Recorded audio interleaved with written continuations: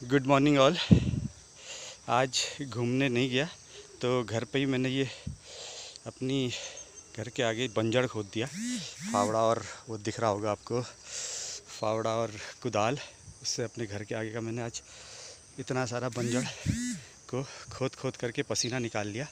किसी भी तरीके से पसीना निकलना चाहिए, ये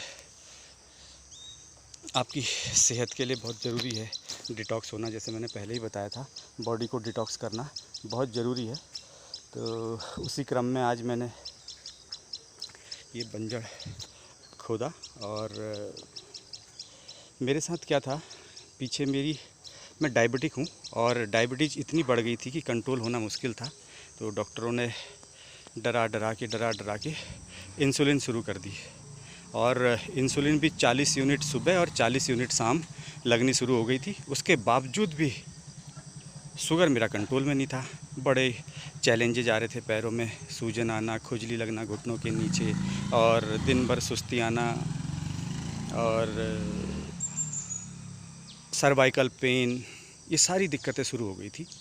फिर जा कर के मुझे किसी तरीके से लॉकडाउन के दौरान थोड़ा ज्ञान प्राप्त हुआ कि डाइट को कंट्रोल किया जाए, योगा किया जाए। जब मैं योगा में गया और मैंने अपनी डाइट पे ध्यान दिया तो धीरे धीरे मैंने देखा कि वही इंसुलिन मेरी शुगर को बहुत ही नीचे ले आई है। मैंने इंसुलिन कम करी, कम करते करते अपनी डाइट और अपने योगा को और अपने एक्सरसाइज को फॉलो करता रहा। और आज की डेट में, अब मैं पिछले 1 साल से मैंने इंसुलिन बंद कर दी है। सुबह और शाम एक टैबलेट लेता हूँ और डाइट वही है, और खूब पसीना बहाता हूँ, एक्सरसाइज करता हूँ, सुबह को घूमता हूँ और योगा करता हूँ, प्राणायाम करता हूँ। आज दोस्तों मेरी जो शुगर है वो कंट्रोल है, एकदम कंट्रोल में है।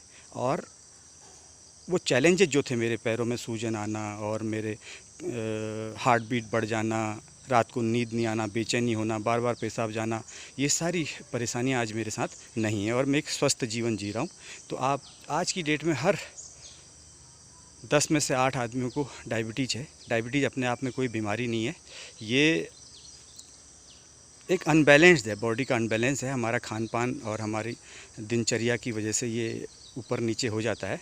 और लेकिन डायबिटीज़ जानलेवा नहीं है, लेकिन इसके कारण होने वाली बीमारियां सारी जान ले लेती हैं। ये हमारे हार्ट को फेल करती है, हमारे किडनी फेल कर देती है, डायलिसिस पे ले जाती है। गैंग्रीन इससे हो सकता है, कोई घाव होगा तो वो भरेगा नहीं, और हमारे फालिस पड़ सकता है हमारे को। अगर लगातार हमारी शुगर बढ़ी रही तो हमें आधा फालिस पड़ सकता है, ब्रेन हेमरेज हो सकता है, आंखें चली जाती हैं, ग्लूकोमा हो सकता है, रेटिना ख़राब कर देता है, ये रेटिना से ब्लडिंग शुरू हो जाती है। तो ये बहुत सारी बीमारियों की माँ है शुगर। तो इसको, लेकिन इस डॉक्टर डराते रहते हैं हमें, वो हमारे को दवाइयाँ बढ़ाते रहते हैं, कभी भी पूरी जानकारी देते नहीं, क्या खाना है क्या नहीं खाना, कितनी एक्सरसाइज करनी है। तो बस केवल डाइट के बैलेंस और अपने एक्सरसाइज दिनचर्या ठीक करने से ये बीमारी आपके कंट्रोल में रह सकती है, शुगर।